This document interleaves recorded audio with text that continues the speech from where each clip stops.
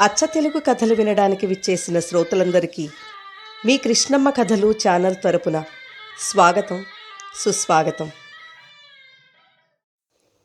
సాయంత్రం ఇంకో అరగంటకు ఆఫీస్ నుండి బయటపడొచ్చు అనుకుంటూ ఉండగా కాశ్యప్ సెల్కు కాల్ వచ్చింది.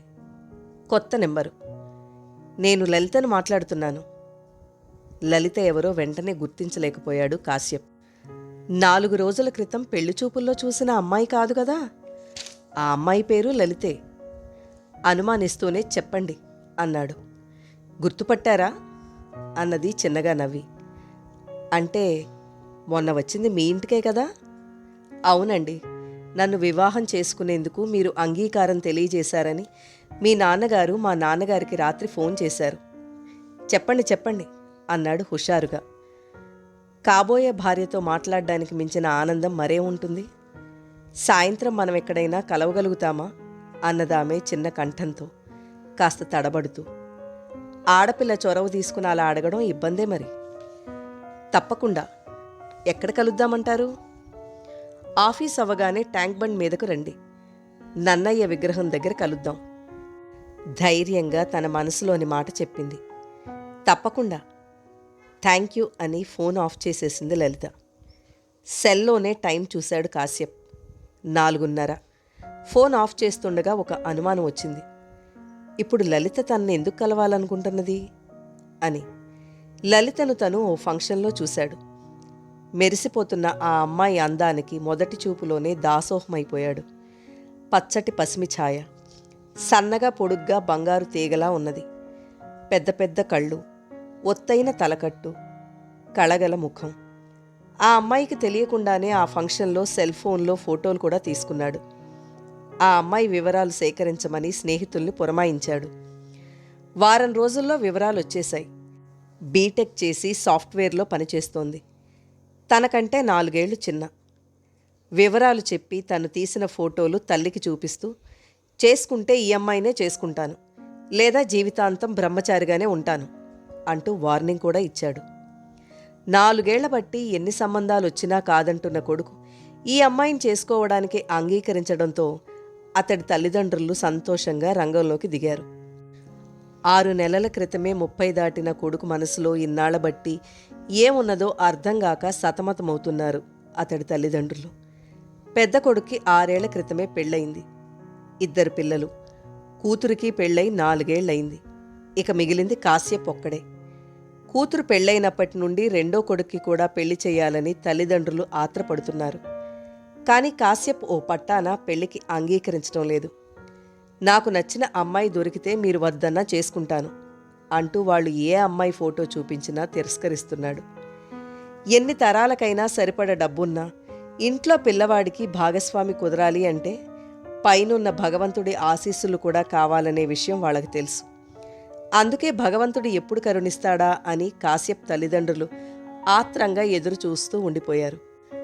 మగపిల్లవాడి తరపు వాళ్ళం అనే భేషజం లేకుండా కొడుకు సూచించిన ఆ అమ్మాయి ఇంటికి వెళ్ళి ఆ అమ్మాయి తల్లిదండ్రులను సంప్రదించారు కాశ్యప్ తల్లిదండ్రులు. లలితను చూసిన తరువాత కాదనేందుకు వాళ్లకు ఎలాంటి కారణం కనబడలేదు. తర్వాత పనులు చకచకా జరిగిపోయాయి. పెళ్లిచూపుల కార్యక్రమానికి ఇంట్లో అందరూ తరలి వెళ్లారు. ఆ సమయంలోనే మీరేమైనా మాట్లాడుకోవాలనుకుంటే ఆ గదిలో కూర్చుని మాట్లాడుకోవచ్చు అని లలిత తండ్రి అన్నారు. అవసరం లేదండి, వివరాలన్నీ అమ్మా నాన్న కనుక్కున్నారు కదా అన్నాడు కాశ్యప్. లలిత తండ్రి తృప్తిగా చూశాడు కాశ్యప్ వంక. కాని మరుక్షణంలోనే అతడి మాట తీరుకు ఓ అనుమానమూ వచ్చింది లలిత తండ్రికి. ఈ కాశ్యప్కి తన కూతురుతో ఇంతకు ముందే పరిచయంగానీ లేదు కదా? లేకపోతే ఒకరి అభిప్రాయాలు ఒకరు తెలుసుకోకుండా ఎలా నిర్ణయాలు తీసుకుంటారు? అందున ఈ రోజుల్లో ఎక్కువ కట్నం ఇచ్చుకోలేనని కాశ్యప్ తల్లిదండ్రులకు ఆయన ముందే చెప్పేశారు. ఆ అమ్మాయి ఉద్యోగంలో చేరి ఇంకా ఏడాదే. ఈ కొద్ది సమయంలో కూడబెట్టింది పెళ్లి ఖర్చులకు సరిపోవచ్చు. ఆ కారణంతోనే కొన్ని మంచి సంబంధాలు వచ్చినా వెనక్కి వెళ్ళిపోయాయి. కూతురు ఉద్యోగంలో చేరేంతవరకు తను గ్రామంలోనే ఉండి వేరే వాళ్ల పొలాలు కౌలుకు తీసుకుని వ్యవసాయం చేస్తూ వచ్చాడు. దానిమీద ఆదాయం బొటాబొట్టీగా వస్తుండేది. లలిత తెలివిగలదవ్వడంతో డబ్బుకు ఇబ్బంది పడుతున్నా లెక్క చేయకుండా చదువు కొనసాగించక తప్పలేదు. బ్యాంకు లోనుతోనే బీటెక్ చేసి ఉద్యోగం సంపాదించుకున్నది. ఆమె తెలివే ఆమెకు రక్షలా నిలబడింది అని కాశ్యప్ తల్లిదండ్రులకు చెప్పేశారు. ఆడపిల్లకు ఎంత అందమున్నా, ఎంత సంపాదిస్తున్నా కట్నం దారి కట్నందే మరి.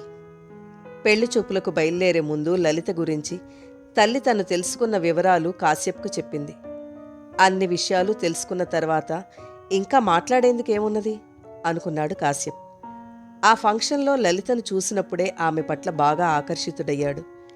చీరకట్టులో ఎంతో హుందాగా, అందంగా తనను కళ్ళు తిప్పుకోనివ్వకుండా చేసింది. తను ఎన్నాళ్ళూ పెళ్లి చేసుకోకుండా ఉండిపోయింది ఈమె కోసమేనన్న అనుభూతి కలిగింది కాశ్యప్కి.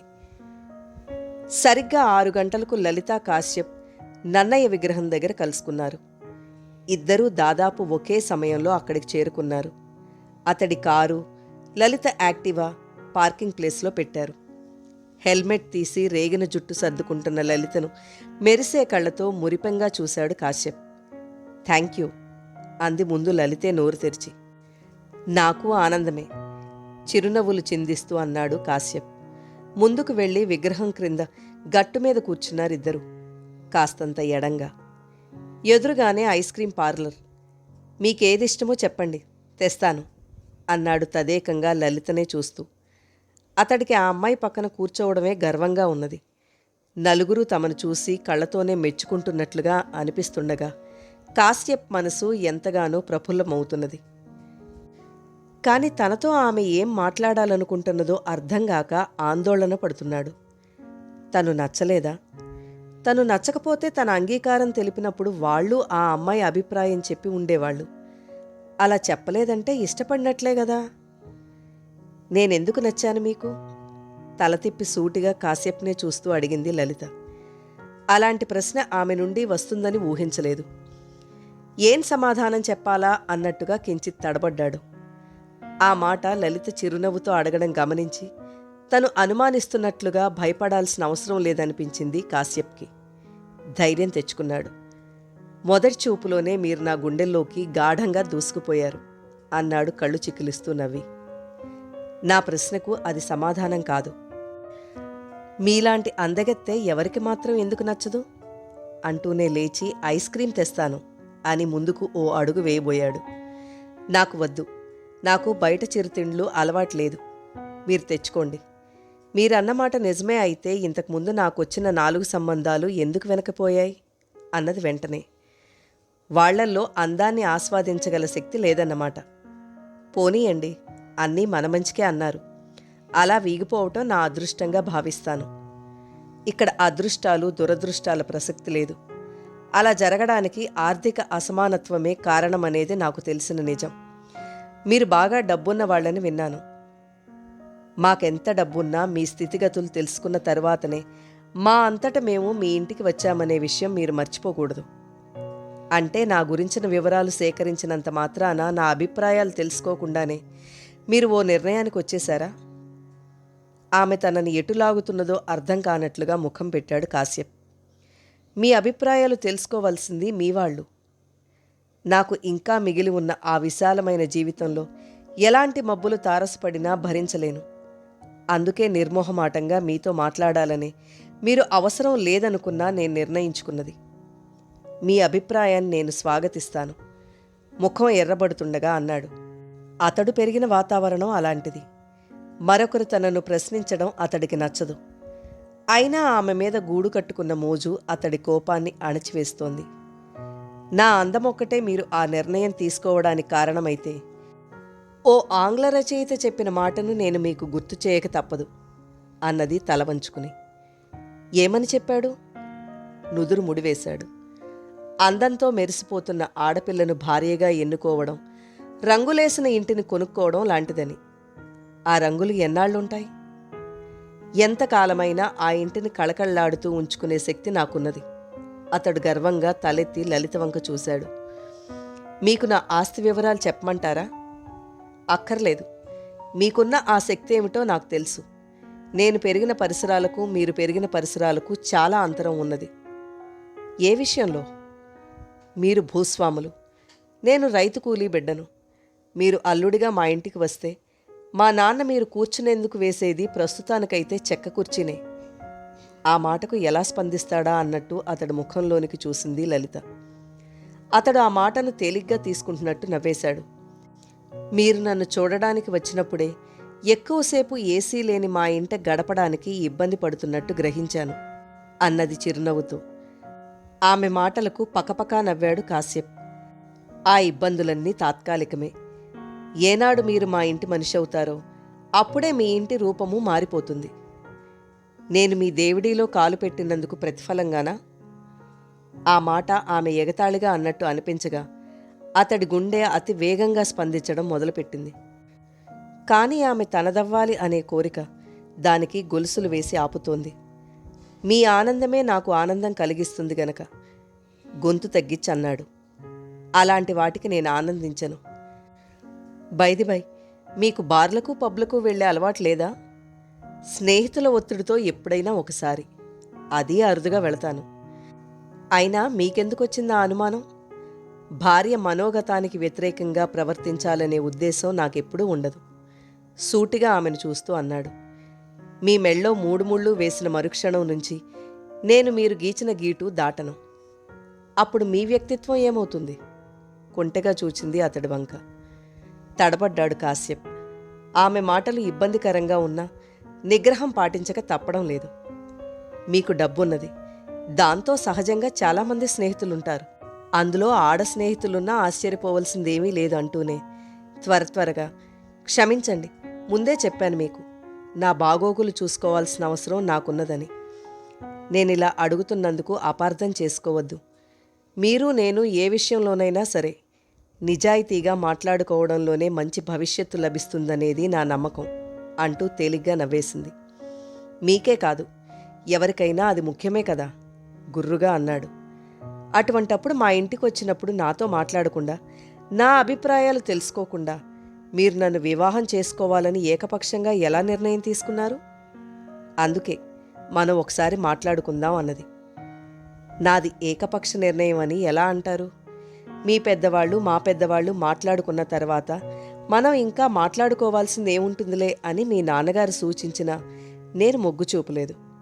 అంటే మా గురించి తెలుసుకున్న వివరాలతో మీరు తృప్తిపడి నా ఇష్టాయిష్టాలతో ప్రమేయం లేకుండానే పెళ్లి నిర్ణయానికి వచ్చేశారన్నమాట. మీరు ఎంత కాదన్నా మీది ఏకపక్ష నిర్ణయమే అంటాను నేను మరోసారి. లేకపోతే మీ నాన్నగారు మీ అంగీకారాన్ని తెలియబరుస్తూనే వచ్చే గురువారం బాగున్నది, సిద్ధాంతి గారిని తీసుకువస్తాము, లగ్నాలు పెట్టుకుందామని ఎలా అంటారు? మీరు ఏం చెప్పినా మీ అంతస్తుకు మా వాళ్ళు దాసోహం అంటారని. వాళ్లే నా నోరు మూసి నా ఇష్టాయిష్టాలతో ప్రమేయం లేకుండా నన్ను మీకు కట్టబెడతారని అనుకున్నారు, అవునా? లలిత మాటలకు బిత్తరబోయిన కాశ్యప్కి మరుక్షణంలోనే చర్రున కోపం వచ్చింది. నిగ్రహించుకోలేకపోయాడు. అంటే మీ ఉద్దేశం? నవ్వేసింది లలిత. కాశ్యప్ గారు, ఆవేశపడబోకండి. మీరు నా గురించి ఎంక్వైరీ చేసినట్లే మీ గురించి నేను నా పద్ధతుల్లో వివరాలు సేకరించాను. మీ అలవాట్ల గురించి, మీ స్నేహాల గురించి తెలుసుకున్నాను. మీకు బార్కు వెళ్లే అలవాటు అప్పుడప్పుడు కాదు, తరచూ ఉంది. మీరు స్నేహితుల ఒత్తిడితో వెళ్లడం కాదు, మీ దగ్గర పొంగి పొరలుతున్న డబ్బు ఎరవేసి వాళ్లను మీ వెంట తిప్పుకుంటున్నారు. మన వివాహం తర్వాత మీరేం చేసినా నేను మా వాళ్ళు కుక్కిన పేనుల్లా పడి ఉంటామనేది మీ నమ్మకం.